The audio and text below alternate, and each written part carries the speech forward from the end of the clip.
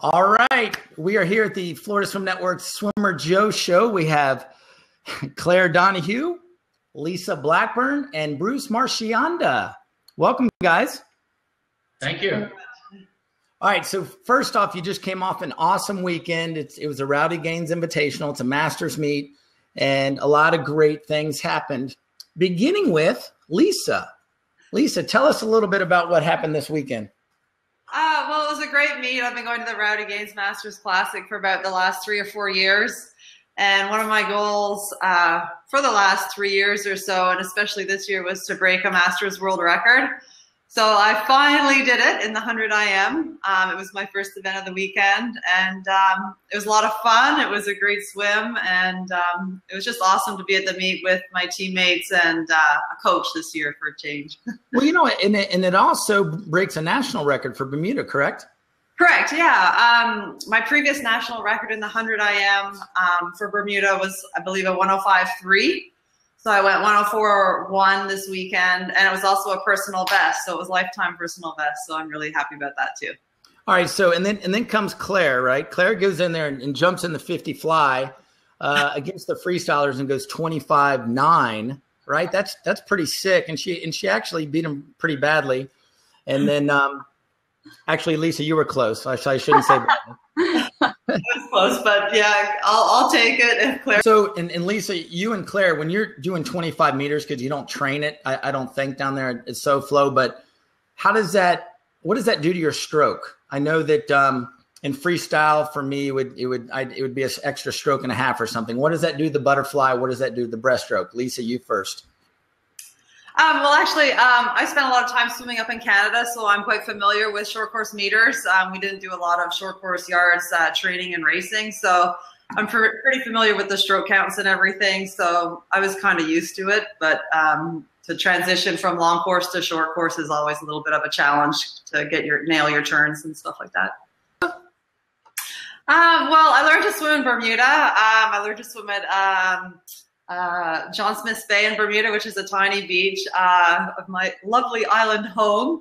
My parents moved to Canada when I was young, so I was enrolled in a lot of sports and just loved to swim and went through the lesson program quite quickly.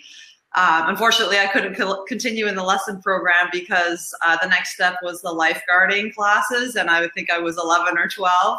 So my mom enrolled me in the swimming club, the local swimming club, and I progressed from there and qualified for the Canadian Nationals, I think, when I was 13.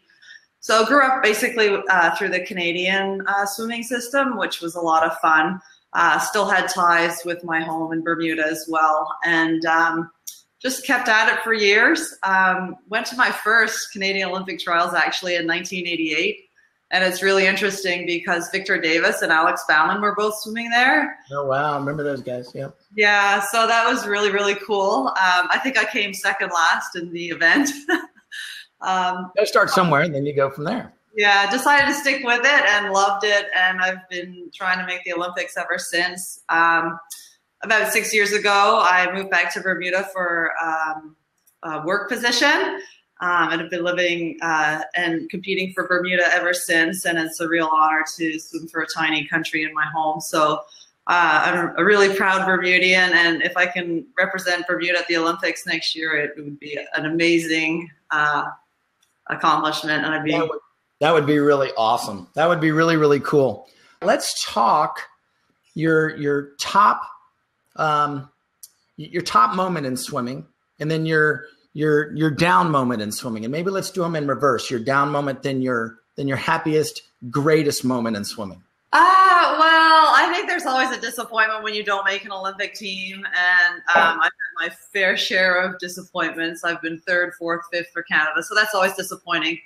But I definitely agree with Claire that the down points always make you learn and come back stronger. This past year from January to August was somewhat challenging for me as well. I had a few injuries and, I didn't perform how I wanted to at the Pan Am Games. So that was really hard for me.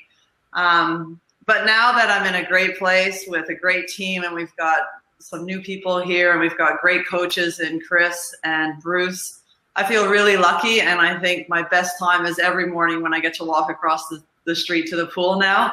It really is wonderful, and I'm just counting my lucky stars every day, and it's a wonderful journey. And as swimmers, we get to live an awesome life, and I feel very fortunate. And I think sometimes in the past I didn't feel that lucky, and I didn't feel like I had that opportunity. And now I just feel really blessed every day to get to go to the pool and swim for my job. So it's really awesome.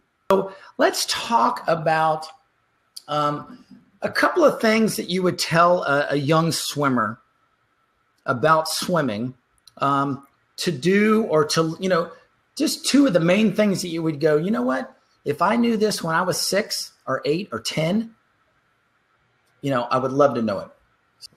I think for sure you've got to just have fun with it, and definitely enjoy the process, because obviously it takes a lot of time. There's a huge commitment and sacrifice involved, but you have to be able to enjoy that and take fun from the sacrifice and commitment that you're giving to the sport, because it'll take you a lot of great places. So.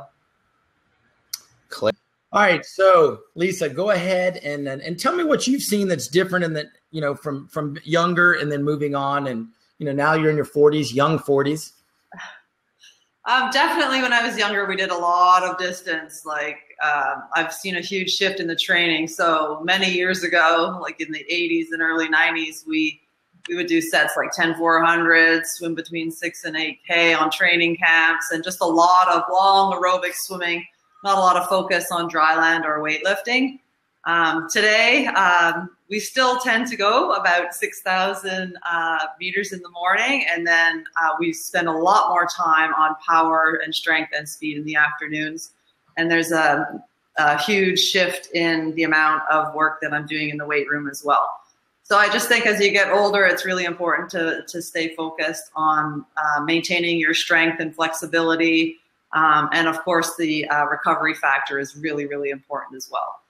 So recovery can be anything from taking a nap to just putting your feet up for an hour and laying down. You don't have to sleep, but there's a lot of other things besides swimming that you can do to be great.